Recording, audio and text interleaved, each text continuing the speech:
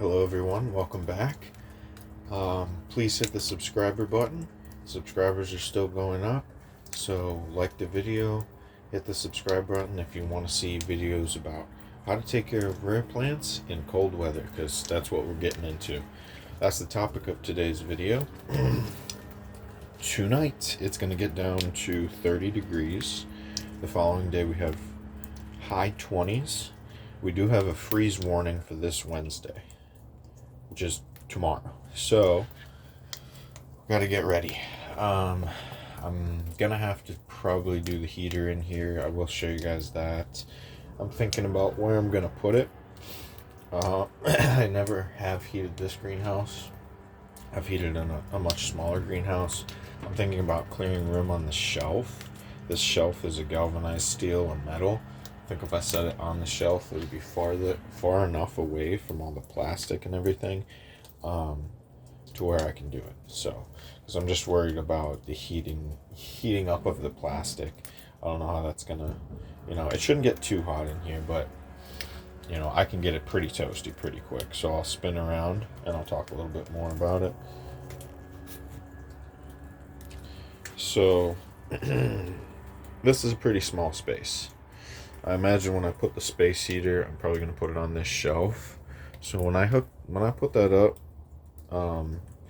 it's going to heat this space up very quickly.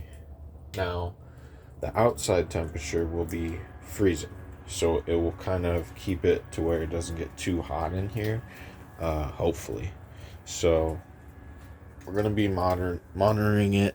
The heater I have only has 4 hours. I notice in the 8-hour nighttime, usually we have a freeze warning for about an 8-hour period. In that 8-hour period, it really only needs heat for about 4 hours of it. If you feel the leaves right now, they're pretty cold. It's 50 degrees out right now. So yeah, we're gonna have to be heating this place, and it's gonna get nice and toasty. I really do enjoy doing it because it's kind of freaky. Like, you'll come outside and it'll be freezing cold, and then you'll come into the greenhouse and it's like 75, like almost 80 degrees, and the plants, like, they react to it, so you can like smell the foliage, because typically, like, the plants are thinking they're about to have to go dormant and defoliate. So you can kind of see they're a little tattered around the edges here. Some leaves are going, but there's also new growth, because the plant's not sure. It's thinking like, oh man, am I not going to be heated? But it doesn't know that I know that all I have to do is protect it from freezes, and it will never go fully dormant. So some leaves will fall off and shed, but it will just keep coming with this new growth because I never let it see a freeze. Now, this is the Restinga, so it's a little bit more cold sensitive than the Grimmel. This is the Grimmel Jamaticaba, and you can just look at this plant and tell that it's actually pretty hardy by the darkness of the leaves, the waxiness of the leaves. You see, that's its new growth. Very pretty.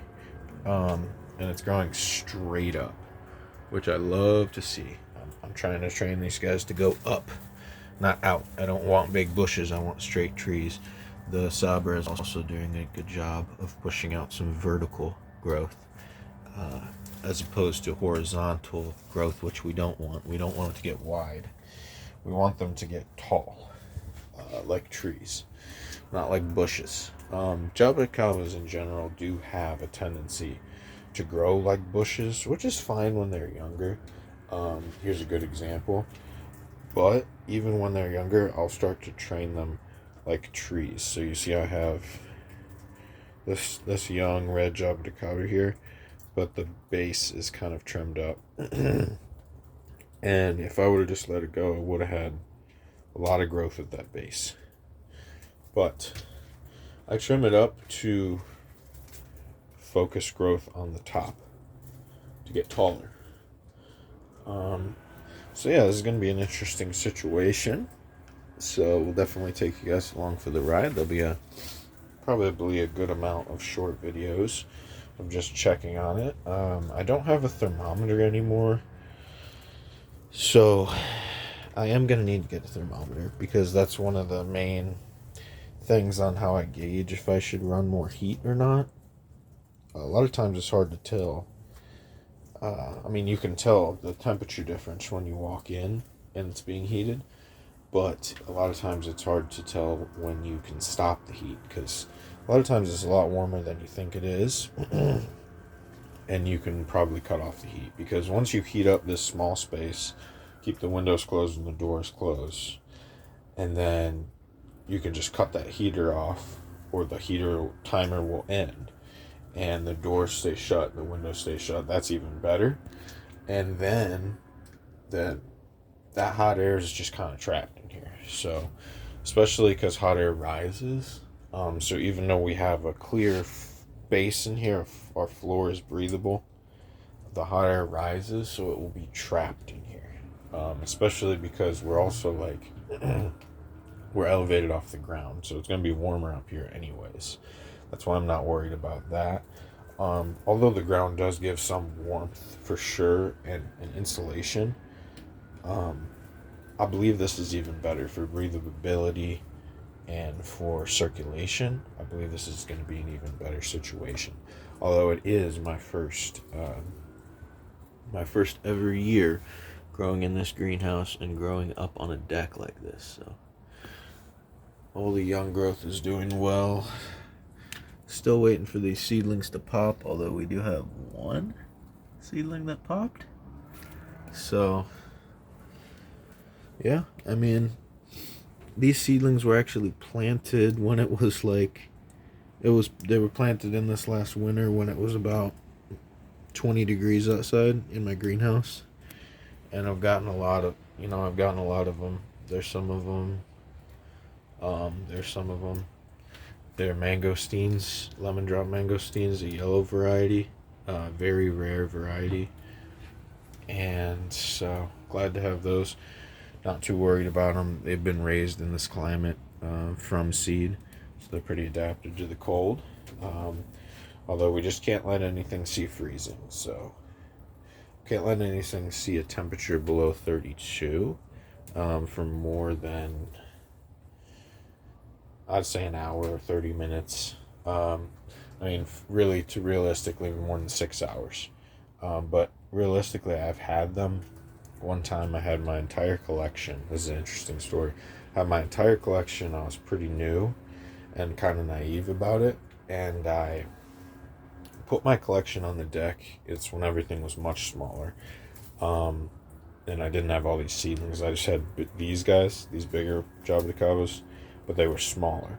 So I put them in a small little greenhouse on the deck outside because they were, if you take these guys inside, there's a lot of bugs, even cockroaches. Things bury and lay larvae and eggs inside the soil.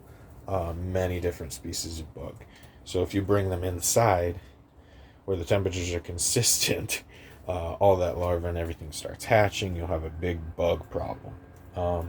So that's kind of the reason you really don't want to bring outdoor plants inside.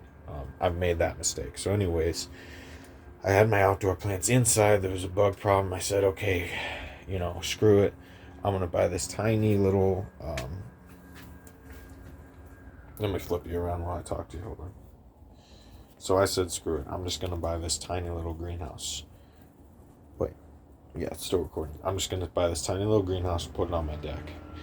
One of those cheap ones that are like at Aldi and Walmart and stuff with the plastic. So I put it on the deck. I stuffed these guys in there. No heating, no nothing. Okay. We have a record cold night and it snows. It snows. I just go to bed like nothing. I wake up the next day. I see snow on the ground, snow in my greenhouse. I start freaking out. I go and grab all of them. I bring them all inside. I'm not kidding you. I thought my entire stock of Jabuticaba was dead because I brought them all inside and the leaves were just breaking off. Like the leaves were so bad that a leaf like this, I'd pull it off the plant and it would just like crumble like sawdust. Well, that smells good. That's the Restinga. it would just crumble like sawdust in my hand. So I knew that the plants needed to be defoliated. I brought them all inside, defoliated everything, even had to trim back. Like limbs were completely frozen solid, and you can just take the limb and just break it, break it off, because Jaboticaba has really hard wood. So when it's dead, you can just snap it. And I'm not kidding you, they were probably only out there for about 12 hours at the max, 8 at the, maybe 8, just my sleeping time. They were screwed. Brought them all inside for that winter, defoliated them 100%. They were just sticks, and then cut them back and put them in front of a window. And this was probably like this was probably 5 years ago now.